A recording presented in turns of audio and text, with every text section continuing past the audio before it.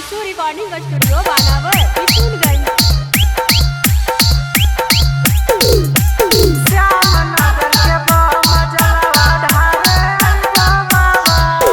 DJ Kundan Raj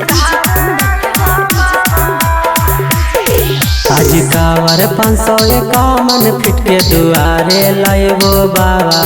आज कावर 551 feet के दुआरे लाइबो बाबा।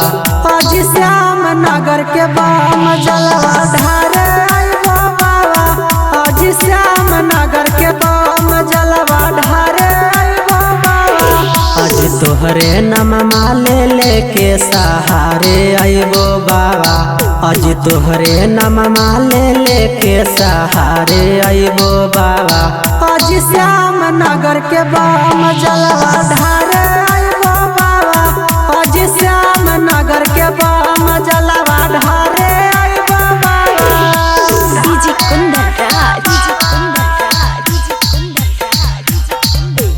चीरी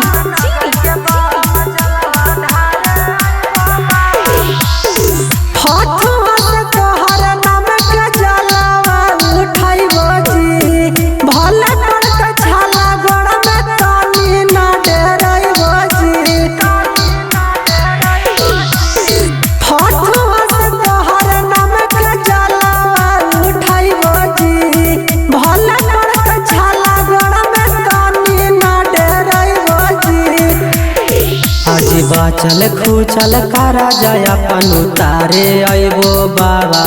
आज बाचल खूचल करा जाय अपन उतारे आइबो बाबा।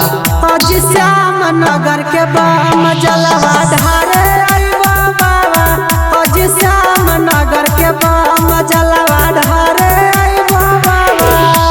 डीजे कुंदन राज चीरी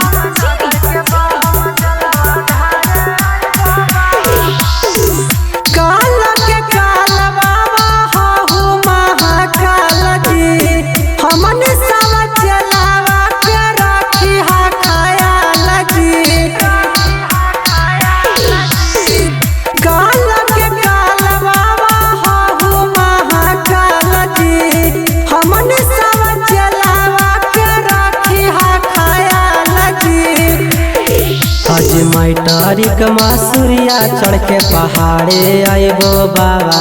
आज लालू सलेंदर प्रिंस बंटी पहाड़े आइबो बाबा। आज श्याम नगर के बाम जलवा ढारे आइबो बाबा। आज श्याम नगर के बाम जलवा ढारे आइबो बाबा। अंशु रिकॉर्डिंग स्टूडियो बानावर किशनगंज।